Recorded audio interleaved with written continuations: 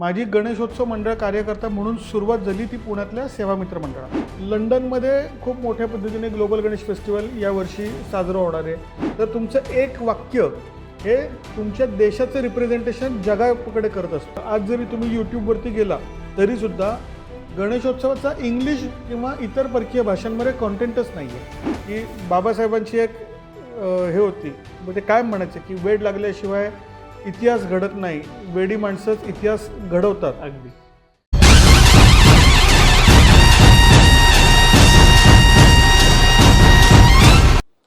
नमस्कार मंडळी, स्वागत आहे तुमचं. कॉस्मिक कॅनव्हास स्टुडिओज प्रस्तुत उत्सव आणि मी पर्व दुसरे ग्लोबल गणेश फेस्टिवलच्या या नव्या भागात मी अभिषेक विरकर तुमच्या सगळ्यांचं मनपूर्वक स्वागत करतो.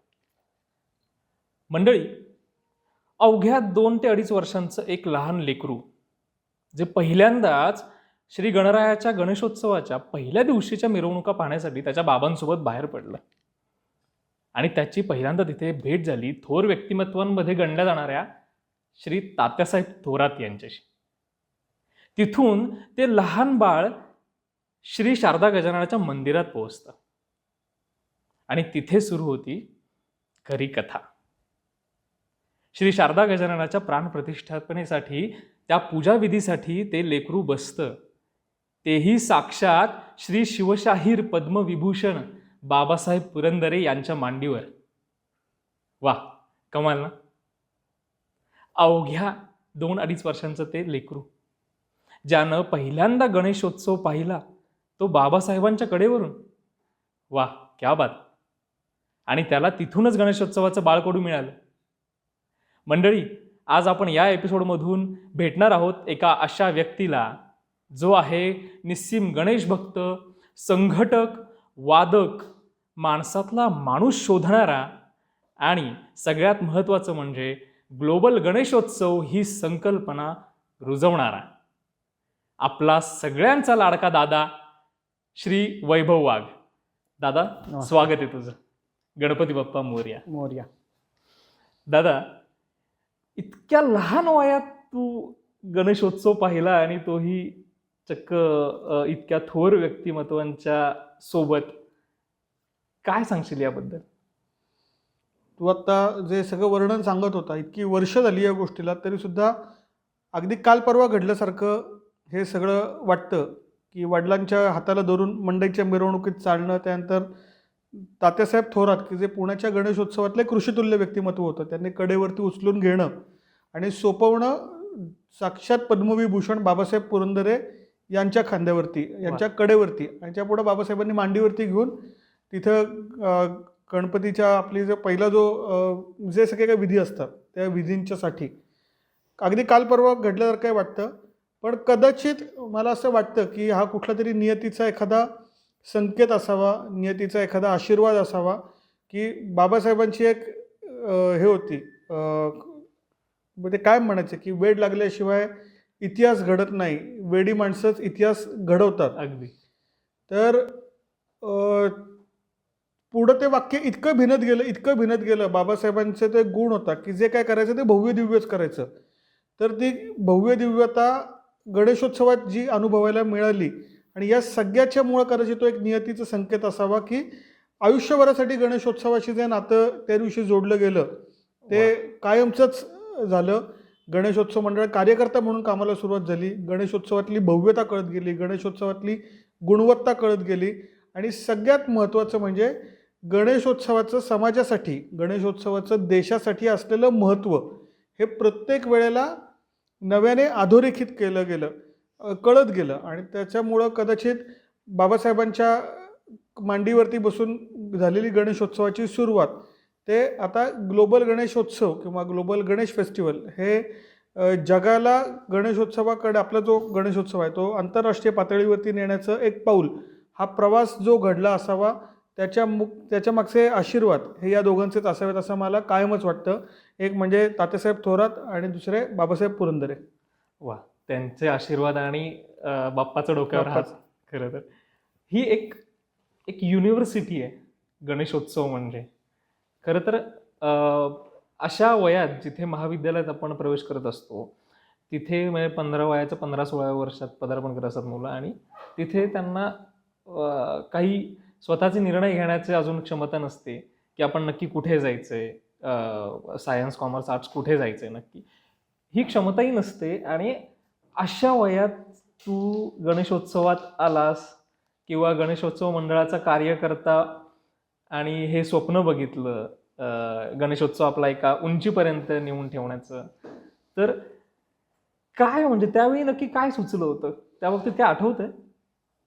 नाही, जेव्हा साधारण कोणाचंही गणेशोत्सव मंडळात सुरुवात करण्याचं वय हे साधारण तेच असतं की साधारण एक वयाच्या 10व्या-12व्या वर्षानंतर आपण जेव्हा जसे चौकात क्रिकेट खेळायला जातो, गल्लीत क्रिकेट खेळायला जातो, मग तिकडंच एखादं गणपती मंडळ असतं, मग आपोआप तिकडं तो एक तुमचा ग्रुप जमलेला असतो, मग तुम्ही त्या मंडळामध्ये सहभागी व्हायला सुरुवात करता. पण माझं त्या बाबतीत थोडंसं नशीब अजून बलवत्तर होतं की माझी गणेशोत्सव मंडळ कार्यकर्ता म्हणून सुरुवात झाली ती पुण्यातल्या सेवामित्र मंडळात, की जे सेवामित्र मंडळ आज अख्ख्या पुणे शहरामध्ये एक मॅनेजमेंट युनिव्हर्सिटी म्हणूनच ओळखलं जातं. मला चांगलं आठवतं की 10वीच्या सुट्टीनंतर ती जी सुट्टी असते त्या सुट्टीच्या कालावधीमध्ये आम्ही सकाळी पर्वतीला वगैरे फिरायला यायचो.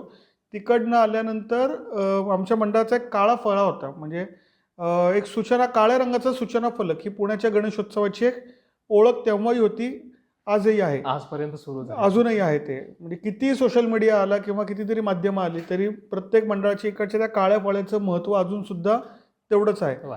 तर मी काय करायचो, आल्यानंतर तो जो मंडळाचा फलक होता त्याच्यावरती मी सुविचार, दिनविशेष आणि आजची लोकसंख्या हे त्याच्यावरती लिहायचो आणि तो फळा मी रोज लिहायचो.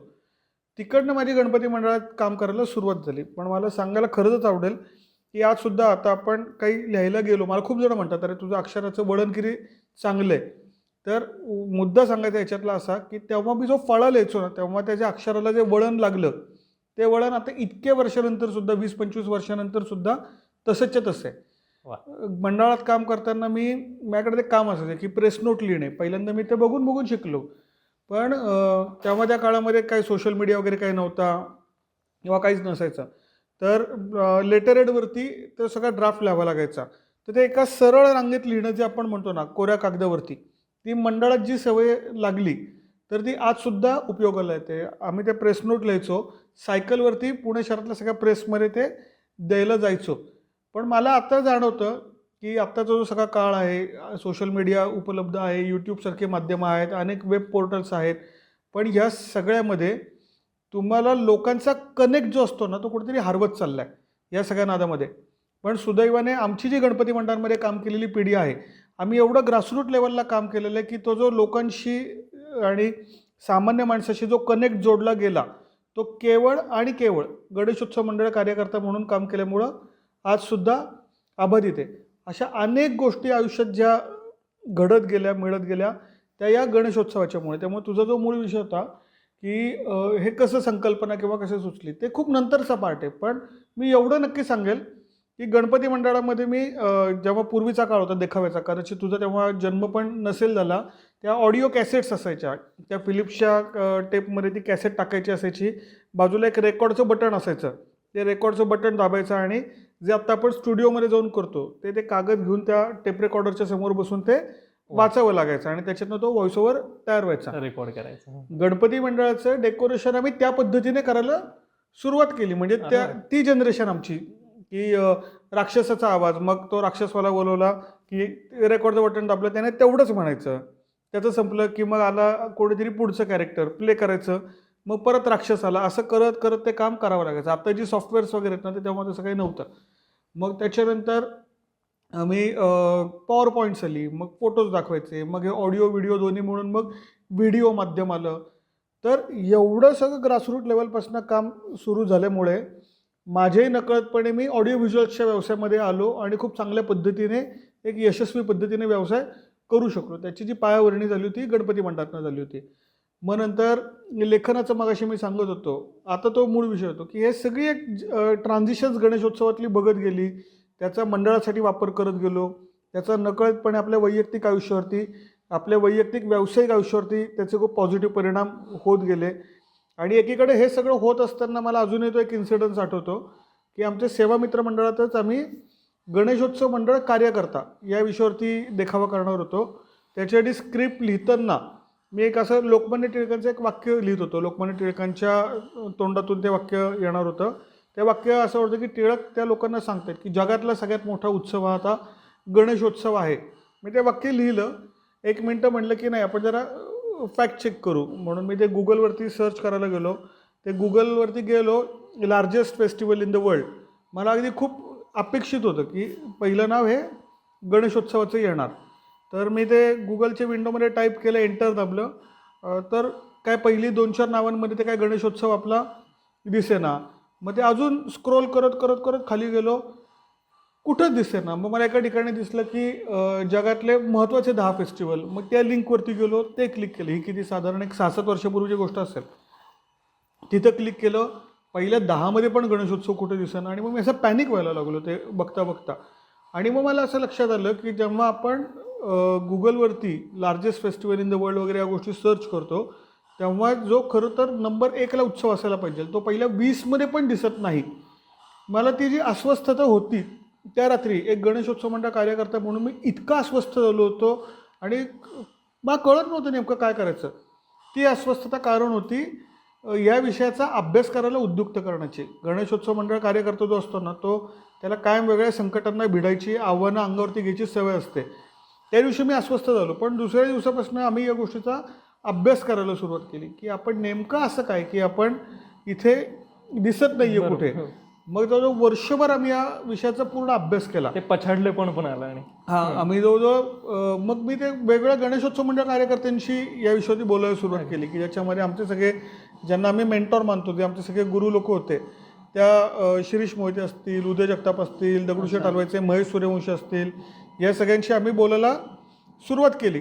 आणि तेव्हा सगळ्यांना ते सरप्रायझिंग होतं, अरे खरंच आपण जागतिक ह्याच्यात कुठंच नाही आहे. इतक्या मोठा आपण जो साजरा मग करतो, तो जो एक विचार होता माझ्या डोक्यात आली, ती जी एक अस्वस्थता होती, त्याला एका टीमचं रूप येत गेलं. पहिल्यांदा हे काही लोक त्याच्यामध्ये आले, मग त्यानंतर कालांतराने काही मंडळं त्याच्यामध्ये पुढे यायला लागली. आणि तिथून ग्लोबल गणेशोत्सव या विषयाचा काय म्हणू त्याला आपण, ही संकल्पना उदयाला आली. ग्लोबल गणेशोत्सव त्याची परिणिती अशी झाली की गेल्या वर्षी आपण ग्लोबल गणेशोत्सवाला सुरुवात केली.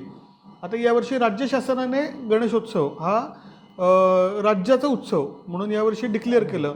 त्याच्याच बरोबरीने गणेशोत्सव, ग्लोबल गणेशोत्सवचं ग्लोबलायझेशन होण्यासाठी आणि एका स्ट्रक्चर फॉर्मॅटमध्ये अख्ख्या जगापुढे येण्यासाठी ग्लोबल गणेश फेस्टिवलला आता आपण सुरुवात केली. आणि आता हे ग्लोबल गणेश फेस्टिवलचं 2रं वर्ष आहे.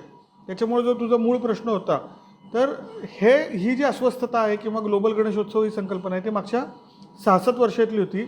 पण त्या संकल्पनेला आता चांगल्या स्वरूपात, मूर्त स्वरूपात येण्याची जी ताकद आहे ती गणपती मंडळ कार्यकर्ता म्हणून त्याच्या अगोदर जी 15 वर्ष काम केलं त्याच्यातही ताकद आली. अरे वा.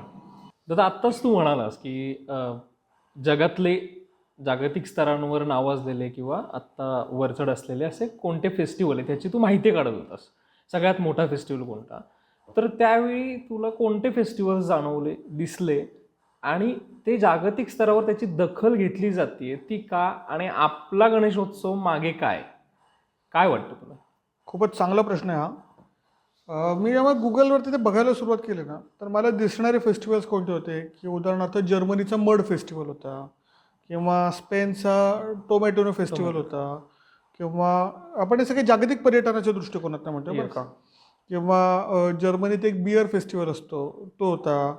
त्याच्यानंतर दुबईमध्ये साऊंड लाईट शो असतो बुर्ज खलिफाच्या इथे, की जे बघायला अख्खं जग तिकडे लोटतं तो साऊंड लाईट शो बघायला. किंवा ब्राझीलचे कार्निवल्स, ते खूप ठिकाणी खूप जणांनी ते प्रमोट केलं होतं की ब्राझीलचे कार्निवल्स. आता ह्या सगळ्याचा विचार केला तर आपला जो गणेशोत्सव आहे हा गणेशोत्सव त्या कंपॅरिझनमध्ये कैक पटींनी मोठा आहे, कैक पटींनी. त्याच्या मागची कारणं काय आहे की सगळ्यात पहिलं एक कारण काय आहे की जवळपास 175पेक्षा जास्ती देशांमध्ये गणेशोत्सव साजरा होतो, हे एक. अगदी. नंबर 2, आपण जर स्पेसिफिक महाराष्ट्राचा गणेशोत्सव बघितला, पर्यटनासाठी ज्या ज्या गोष्टी लागतात ती प्रत्येक गोष्ट गणेशोत्सवामध्ये. म्हणजे मुळात त्याला एक धार्मिक अधिष्ठान आहे, धार्मिक पर्यटन खूप मोठ्या प्रमाणावरती असतं. त्याची एक स्वतंत्र खाद्य संस्कृती आहे की ज्याला आपण फूड ट्रॅव्हल किंवा असं असतात की फूड ट्रॅव्हलसाठी लोक जात असतात. लोक येत असतात. त्याच्यामध्ये तंत्रज्ञान आहे, त्याच्यामध्ये अध्यात्म आहे, त्याच्यामध्ये लोककला आहेत, त्याच्यामध्ये काय जे जे म्हणून आपण ते सगळं आहे त्याच्यामध्ये. म्हणजे अगदी एका वाक्यात बोलायचं म्हणलं, अगदी पुण्याचा गणेशोत्सव घेतलं तर रथसप्तमीला दगडूशेठच्या इतर लाखो महिला भाविक या अथर्वशीर्ष पठणाला बसतात. तेवढंच आध्यात्मिक मूल्य त्याच्यामध्ये आहे. सेम टाईम तुम्हाला ते नको असेल तर लक्ष्मी रोडला रात्रीची जी मिरवणूक असते ते स्पीकर्स काय आपण ते बघू बाहेरच्या देशांमधले सनबर्न किंवा अजून कुठल्या गोष्टी, एवढे मोठे खणखणीत स्पीकर तिकडे लक्ष्मी रोडला वाजत असतात. एवढी मोठी व्हरायटी या गणेशोत्सवामध्ये आहे. म्हणजे पर्यटनासाठी लागणारे प्रत्येक गोष्ट या गणेशोत्सवामध्ये. पण जेव्हा आपण विचार करतो की ह्याच्या तुलनेत आपण मागे का, तर त्यामागची कारणं फार गंभीर आहे. म्हणजे जर ब्राझीलच्या कार्निवल्सचं उदाहरण घेतलं तर ते आपण बघतो ते खूप मोठे मोठे रथ असतात, त्याच्यावरती तिथले कलाकार सहभागी होत असतात. तर हे जे कलाकार आहेत ना त्यांच्या पाठीशी तिकडचं सरकार उभं असतं. अच्छा. म्हणजे तिथले जे कार्निवल्सचे जे परफॉर्मर असतात ना त्यांना वेगवेगळे भत्ते हे तिकडच्या सरकारकडून मिळत असतात. त्यांना प्रॅक्टिसेसला जागा तिकडनं त्यांच्या सरकारकडून मिळत असतात. त्यांना खूप वेगळ्या प्रकारच्या सेवा सुविधा या त्या लोकांना मिळत असतात. आणि ते देण्यामागचं त्यांचं लॉजिक काय असतं की तुम्ही हे चांगलं करा, तुम्ही हे चांगलं केलं तर मोठ्या पद्धतीने आंतरराष्ट्रीय पर्यटक आपल्या देशात येतील, आपल्या इथे त्या निमित्ताने तेवढ्या रोजगाराच्या संधी उपलब्ध होतील, हे त्याच्यामागचं कारण असतं. पण जर त्याचं आपण गणेशोत्सवाच्या बाबतीत बघितलं तर आता हे वर्ष अपवाद आहे, पण याच्या अगोदरची जी वर्ष होती गणेशोत्सवातनं, सार्वजनिक गणेशोत्सवातनं अनेक जण नेतृत्व म्हणून पुढे आलं.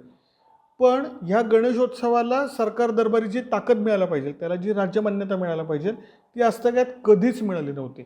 म्हणजे जो सामान्य गणेशोत्सव मंडळ कार्यकर्ता आहे त्याला मंडपाच्या परवानगीपासून मिरवणुकीच्या परवानगीपर्यंत हेलपटे मारण्यातच त्याची पूर्ण क्रयशक्ती संपून जाते. तिथे तो क्रिएटिव्ह विचार करणार कधी, त्याच्यातनं कधी चांगलं करणार कधी की जेणेकरून एखादा आंतरराष्ट्रीय पर्यटक तुमच्यापर्यंत पोहोचावा.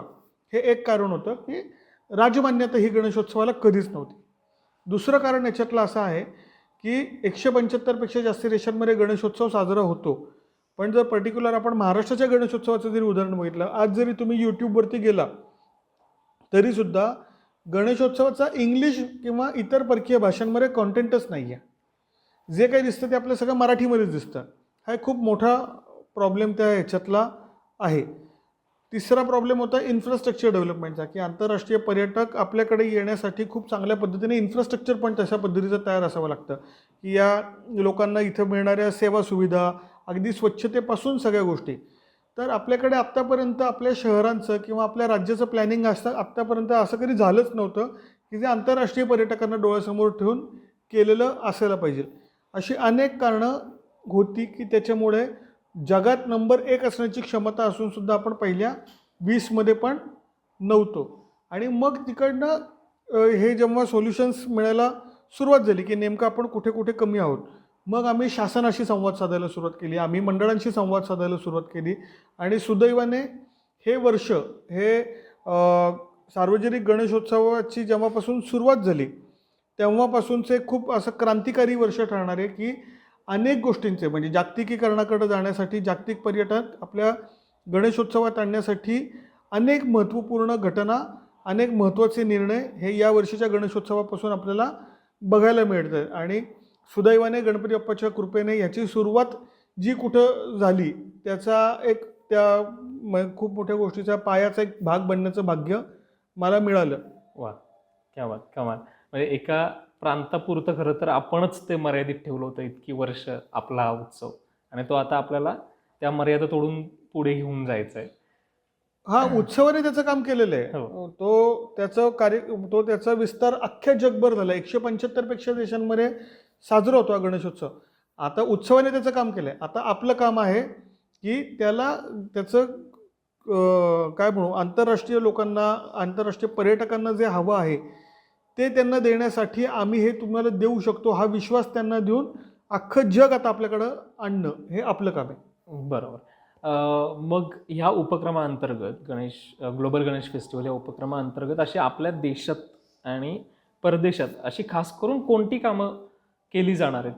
आता आपण काय करतोय, हे जागतिकीकरण म्हणजे जगापर्यंत पोहोचण्यासाठी मला सांगायला आवडेल किमान 10 वेगवेगळ्या भाषांमध्ये आपण आपला गणेशोत्सव लोकांपर्यंत पोहोचवण्यासाठी एक पूर्ण मोठी यंत्रणा तयार केलेली आहे. त्याच्याबरोबरीने हे जर काम ही गणेशोत्सव ही लोकचळवळ आहे, ती त्या ताकदीने होण्यासाठी त्या ताकदीची समविचारी लोक ह्याच्यामध्ये आली पाहिजे. या दृष्टिकोनातून आम्ही विचार करायला सुरुवात केली आणि त्याच्यामध्ये आम्ही पहिल्यांदा काय केलं, मुळात आपली टीम स्ट्रॉंग व्हायला पाहिजे. हे करण्यासाठी बरोबर. या गणपती मंडळांना जो भक्कम आधार असायला पाहिजे तो तेवढाच खमक्या स्ट्रॉंग असला पाहिजे. म्हणून आपण काय केलं आहे, आपण महाराष्ट्राचे उपमुख्यमंत्री एकनाथजी शिंदे यांना विनंती केली की ग्लोबल गणेशोत्सव 2025चं आपण अध्यक्षपद स्वीकारावं. ते त्याच्यामध्ये सहभागी झाले. महाराष्ट्राचे उच्च शिक्षण आणि तंत्रज्ञान मंत्री जे आहेत चंद्रकांतदादा पाटील, चंद्रकांतदादांनी तर हे त्यांचं स्वप्न असल्यासारख्या पद्धतीने कामाला सुरुवात केली आहे की वा. महाराष्ट्रातल्या हजारो आंतरराष्ट्रीय विद्यार्थ्यांना चंद्रकांतदादा गणेशोत्सव दाखवणार आहेत. त्याच्यानंतर महाराष्ट्राचे पर्यटन मंत्री शंभूराज देसाई ते आता ग्लोबल गणेश फेस्टिवलमध्ये मुख्य निमंत्रकाच्या भूमिकेमध्ये आहेत. आता ज्यांनी राज्याचा उत्सव म्हणून गणेशोत्सवाला घोषणा केली ते महाराष्ट्राचे सांस्कृतिक मंत्री हे आता ग्लोबल गणेश फेस्टिवलमध्ये उत्सव प्रमुख म्हणून सहभागी झाले आहेत. म्हणजे एक संकल्पनेपासून एका अस्वस्थतेतून याची सुरुवात झाली आणि आता ही एक खूप मोठ्या पद्धतीची लोकचळवळ झाली. हे सगळे जे लोकनेते मी आता बरोबर. जी नावं घेतली ना, हे सगळेजण लोकनेते हे पूर्ण ताकदीने आता याच्यामध्ये सहभागी होत आहेत. तर आता याच्यामध्ये काय काय घडेल की जसं चंद्रकांतदादांनी आंतरराष्ट्रीय विद्यार्थ्यांना दाखवायची जबाबदारी घेतली. त्याच्यातनं आपल्या गणेशोत्सवाबद्दल बोलणारे हजारो आंतरराष्ट्रीय बाईट्स ह्या आता सोशल मीडियाच्या माध्यमातून ह्या जगापर्यंत पोहोचतील. अरे वा. किंवा ज्या 175 देशांमध्ये गणेशोत्सव साजरा होतोय तिकडच्या प्रत्येक आयोजकाच्या बरोबर आमचं बोलणं चालू आहे. हे 175 देश आता फक्त त्यांचा जो गणेशोत्सव त्यांच्या मंडळापुरतं मर्यादित न ठेवता हे तिकडच्या लोकांना आवाहन करणार आहेत की हा जो उत्सव आहे त्याचं मूळ हे महाराष्ट्रामध्ये आहे. त्यामुळे तुम्ही कधीतरी हा अनुभव घेण्यासाठी तुम्ही महाराष्ट्रामध्ये जा. मॉरिशसमध्ये तिथले जे आयोजक आहेत ना, मला सांगायला आवडेल की ते मॉरिशसमधले आयोजक एक तिकडचं समुद्रकिनारा खूप सुंदर आहे मॉरिशसचा. खूप मोठ्या पद्धतीने आंतरराष्ट्रीय पर्यटक मॉरिशसमध्ये असतात. तर तिथल्या समुद्र किनाऱ्यावरती आपल्या गणपती बाप्पाची 20-25 फुटाची मूर्ती तिकडचे जे नंबर 1चे सँड आर्टिस्ट आहेत अरे वा. ते ती तयार करणार आहेत. लंडनमध्ये खूप मोठ्या पद्धतीने ग्लोबल गणेश फेस्टिवल यावर्षी साजरं होणार आहे. पण याच्या मागचा विचार हाच आहे की जगापर्यंत जगाच्या भाषेतून आपला गणेशोत्सव पोहोचवणं आणि त्या निमित्ताने हे जगापर्यंत पोहोचवून अख्खं जग आपल्या महाराष्ट्रामध्ये आणणं. हे आपल्याकडे आल्यानंतर एक साधं लॉजिक असतं की एक आंतरराष्ट्रीय पर्यटक किमान 40 जणांना रोजगार देत असतो. एखादा आंतरराष्ट्रीय पर्यटक जेव्हा तुमच्याकडे येतो, तुम्ही कल्पना करा जेव्हा लाखोंच्या संख्येने आंतरराष्ट्रीय पर्यटक हे महाराष्ट्रामध्ये येतील, त्याच्यातनं महाराष्ट्रामध्ये किती तरुण तरुणींना रोजगाराच्या नवीन संधी उपलब्ध होतील. Yes. माझा पुढचा प्रश्न यालाच धरून होता की आपल्याकडे गणेशोत्सवातून इकॉनॉमीला एक बूस्ट मिळतो, रोजगाराच्या संधी उपलब्ध होतात. तर ग्लोबल गणेश फेस्टिवलमधून ह्या संधी कशा काय आपण साधणार आहोत?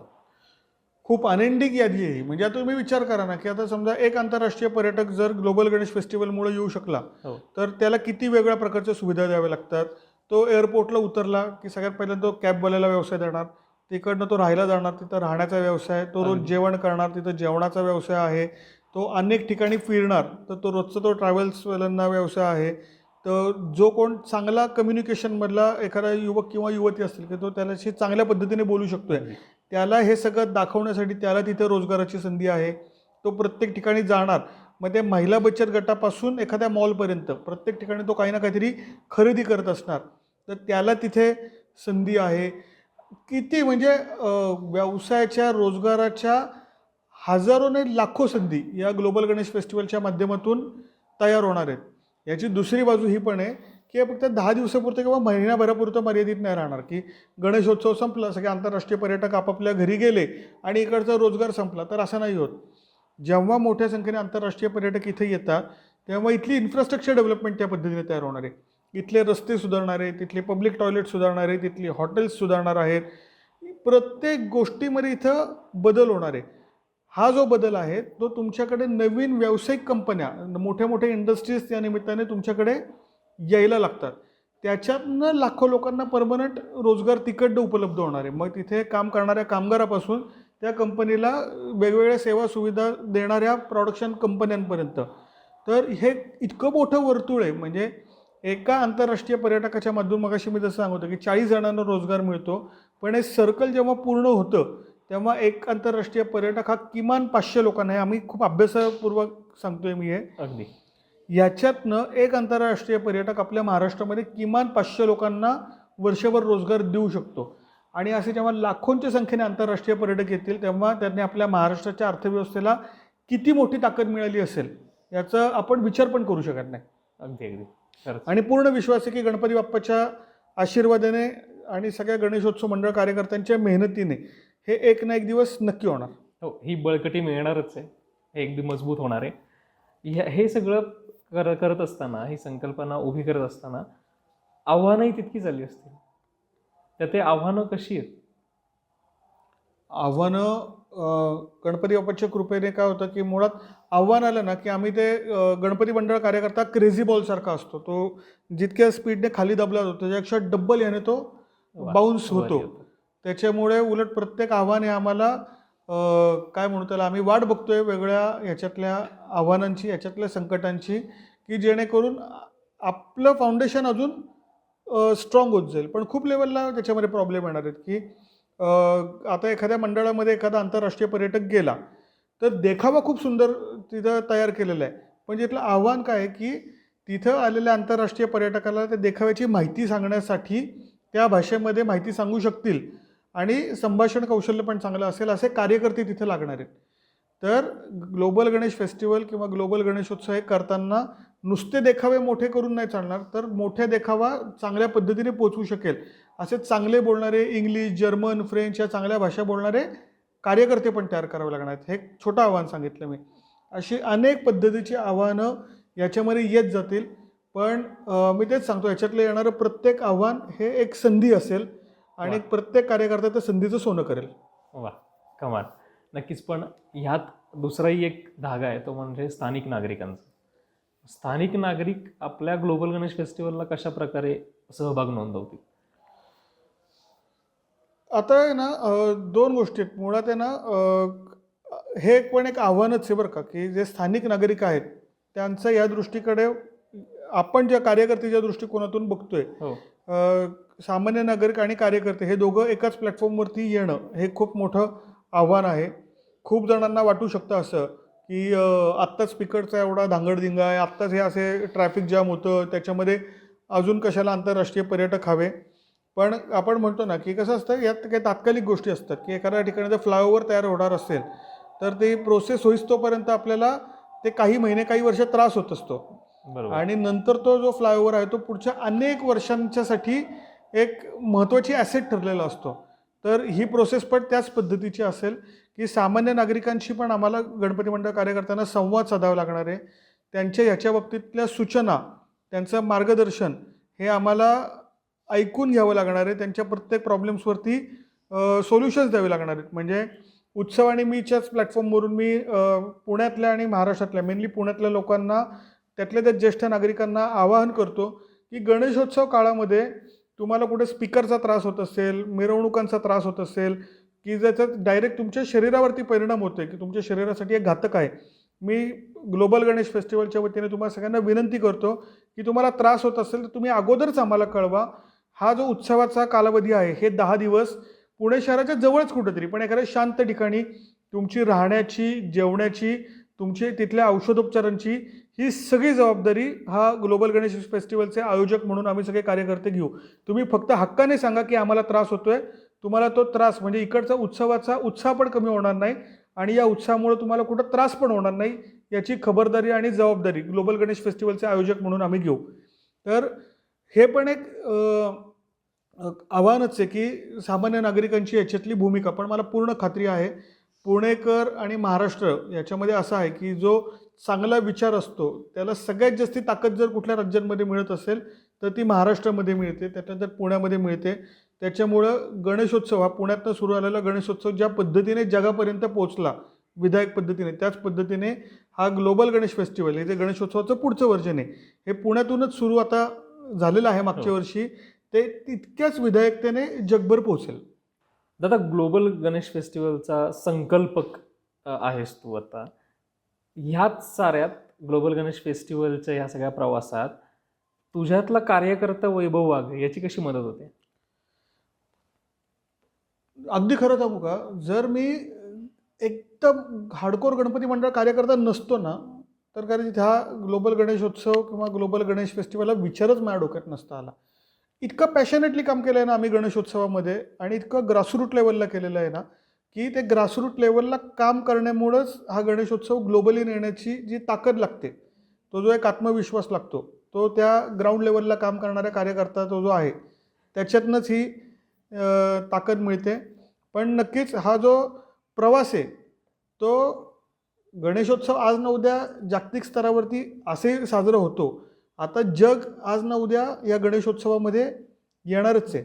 पण एक कार्यकर्ता म्हणून, एक माणूस म्हणून हा जो सगळा प्रवास आहे ना, तो मला स्वतःला खूप जास्ती समृद्ध करणार आहे. अरे वा, माणूस म्हणून समृद्ध करणारा हा सगळा प्रवास आहे. खरं तर आपण प्रत्येकानं आपला सहभाग नोंदवला पाहिजे आणि समृद्ध व्हायला पाहिजे. दादा, आणखी एक ते म्हणजे आंतरराष्ट्रीय स्तरावर आपण आपला गणेशोत्सव घेऊन जातोय. म्हणजे ह्यात कोणते बदल अपेक्षित आहेत प्रत्येक घटकाकडून? मग ते प्रशासन असेल, स्थानिक नागरिक असतील, किंवा गणेश भक्त, गणेश मंडळ कार्यकर्ता आणि आपली मंडळं सगळी. हा सगळ्यात महत्त्वाचा प्रश्न हा आहे. म्हणजे फक्त ह्या एका प्रश्नावरतीच एक अख्खा पॉडकास्ट होऊ शकतो, एवढी ती मोठी यादी आहे. पण प्रशासनाचं म्हणाल किंवा शासनाचं म्हणाल तर मी महाराष्ट्र शासनाचे खूप मनापासून आभार मानतो, महाराष्ट्रातल्या सगळ्या गणपती मंडळांच्या व्यतिरिक्त, की पहिल्यांदा असं घडतं की शासन प्रशासन हे गणेशोत्सवाच्या पाठीशी उभं राहतं आहे. त्याच्यामुळे महाराष्ट्र शासनाचा आणि प्रशासनाचा खूप मनपूर्वक आभार. दुसरं याच्यातली महत्त्वाची भूमिका राहते ती म्हणजे गणेशोत्सव मंडळांच्या कार्यकर्त्यांची आणि आयोजकांची. या कार्यकर्त्यांमध्ये आपण 2 गट करू शकू. पहिला गट आहे आंतरराष्ट्रीय पातळीवरती गणेशोत्सव साजरी करणारी मंडळं. तर मी आंतरराष्ट्रीय पातळीवरती जे गणेशोत्सव साजरा करणारी मंडळं आहेत त्यांना सगळ्यात पहिल्यांदा त्यांचे आभार मानतो, धन्यवाद देतो, की आपली महाराष्ट्राची संस्कृती, आपला महाराष्ट्राचा गणेशोत्सव विदेशामध्ये लोकांपर्यंत पोहोचवण्यासाठी, त्यानिमित्ताने तिकडे लोकांचं संघटन करण्यासाठी आपापल्या तिकडच्या वैयक्तिक प्रायोरिटीज, आपले जॉब, आपले व्यवसाय हे सगळं सांभाळून ज्या डेडिकेशनने तुम्ही बाहेरच्या देशामध्ये गणेशोत्सव साजरा करताय, ही साधी गोष्ट नाही. म्हणजे एक वेळ आम्हाला गणेशोत्सव मंडळ कार्यकर्ता म्हणून इथं काम करणं सोपं आहे, पण तुमच्याकडची चॅलेंजेस ही खूप मोठी आहे. पण त्या प्रत्येक चॅलेंजला सामोरे जात तुम्ही तिकडे गणेशोत्सव साजरा करताय, ही खूप मोठी गोष्ट आहे. या गप्पांच्या निमित्ताने मी आंतरराष्ट्रीय स्तरावरती जे गणेशोत्सव मंडळाचे जे आयोजक आहेत त्यांना विनंती करतो की महाराष्ट्रातली जी सगळी गणेशोत्सव मंडळं आहे, आता आपण त्यांच्याशी नातं जोडायला सुरुवात करूयात. तुम्ही हक्काने आम्हाला महाराष्ट्रातल्या गणपती मंडळांना, म्हणजे मी बऱ्याचदा बोली भाषेत म्हणतो की शिकागोतला गणेशोत्सव मंडळ आणि शिरूरमधलं गणेशोत्सव मंडळ यांचं एखादं मैत्री करार का नाही होऊ शकत? हे एकमेकांना मदत का नाही करू शकत? तर आता आपल्याला असे एकमेकांचे मैत्रीपूर्ण संबंध तयार करूयात ग्लोबल गणेश फेस्टिवलच्या निमित्ताने. कार्यकर्त्यांमधला जो दुसरा वर्ग आहे तो म्हणजे महाराष्ट्रामध्ये गणपती मंडळाचं काम करणारे कार्यकर्ते. खूप छोट्या छोट्या गोष्टी आपल्याला करायच्या आहेत, की उदाहरणार्थ आपल्या मंडळाचा देखावा बघायला फॉरेनर्स कळतात आपल्याला लगेच की अरे बाबा हा आपल्या देशातला नाही आहे. तर त्यावेळेला त्यांच्या सुरक्षेची जबाबदारी ही गणेशोत्सव मंडळ कार्यकर्ता म्हणून आपली आहे. त्यांना आपल्यात सामावून घ्या, त्यांना एक सुरक्षित वातावरण तयार करून द्या. ते सुरक्षित वातावरणाच्या बरोबरीने किती साधी गोष्ट आहे ना, की जर एखाद्या आंतरराष्ट्रीय पर्यटकाला आपण बोलायला गेलो तो आपल्या इथं आलेला असताना आणि आपण त्याला विचारलं की तुम्ही दमलाय का, तुम्ही पाणी पिणार का, तुम्ही चहा पिणार का, तर तुमचं एक वाक्य हे तुमच्या देशाचं रिप्रेझेंटेशन जगाकडे करत असतं. तुम्ही त्याला विचारलेलं साधं पाणी हे जगभर तुमच्या देशाची, आपल्या देशाची ख्याती पोचवणार असतं. तर त्यांना विचारा, त्यांचं आदरपूर्वक पाहुणचार करा, त्यांना आपल्या देखाव्याची, आपल्या संस्कृतीची माहिती ही त्यांना ज्या भाषेमध्ये कळते त्या भाषेमध्ये देण्याचा प्रयत्न करा. हे प्रत्येक गोष्ट त्यांच्यापर्यंत पोचवा. आता नव्याने देखावे करताना, नव्याने आपल्या मिरवणुका सादर करताना आता आपल्याला बदलायला हवं, की जो मिरवणुकांमध्ये जो तोचतोचपणा यायला लागला आहे तो कुठेतरी क्रॉस करत आपल्याला नाविन्यपूर्ण गोष्टी, खूप गोष्टी आहेत मिरवणुकांमध्ये सादर करण्यासारख्या. हे नाविन्य आता आपल्याला आपल्या मिरवणुकांमध्ये, आपल्या देखाव्यांमध्ये उतरावं लागेल, तर मोठ्या पद्धतीने आंतरराष्ट्रीय पर्यटक आपल्याकडे येतील. जो सामान्य गणेशोत्सव, एक जो सामान्य गणेश भक्त आहे की जो देखावे बघायला बाहेर पडतो, दर्शनाला बाहेर पडतो, या निमित्ताने मी तुम्हाला सगळ्यांना कळकळीची विनंती करतो की एकदम कॉमन लॉजिक आहे याच्या मागचं, की आपण जर जी अस्वस्थता होती हे करताना की largest festival in the world या यादीमध्ये आपण कुठंच दिसलो नाही. आता हे जगाच्या नकाशावरती येणं, हे जगाच्या माहिती कोशात येणं खूप सोपं आहे. मी तुम्हाला सगळ्यांना कळकळीची विनंती करतो की गणेशोत्सवाच्या बाबतीत आपल्या घरातल्या गणपतीचा फोटो जरी आपण सोशल मीडियावरती टाकणार असू तरी त्याला आवर्जून largest festival in the world हे हॅशटॅग वापरा, हा हॅशटॅग टाका. कल्पना करा, जेव्हा असे लाखोंच्या संख्येने, कोट्यवधींच्या संख्येने largest festival in the world हा हॅशटॅग गणेशोत्सवासाठी दिसेल, तेव्हा जगातली कुठलीच शक्ती आपल्याला आपला उत्सव हा जगातला नंबर 1चा उत्सव बनवण्यासाठी रोखू शकत नाही. खूप सोप्या सोप्या गोष्टी आहेत. फक्त आपण सगळ्यांनी एक दिलाने, एक विचाराने ठरवून काही गोष्टी करण्याची गरज आहे. आणि या गणेशोत्सवाच्या निमित्ताने मी तुम्हाला हीच विनंती करतो, या दृष्टिकोनाने जी छोटी छोटी पावले ती आपण उचलायला सुरुवात करूया. वा, कमाल. मी शेवटचा प्रश्न असं म्हणणार नाही, पण बाप्पाकडे एक प्रार्थना काय असेल? बाप्पाकडे हीच प्रार्थना आहे की अजून पुढच्या 10 वर्षांनी किमान 10 लाख आंतरराष्ट्रीय पर्यटक दरवर्षी आपल्या महाराष्ट्राच्या गणेशोत्सवामध्ये येवो. या 10 लाख पर्यटकांपासून किमान 50 लाख युवक युवतींना रोजगार मिळो.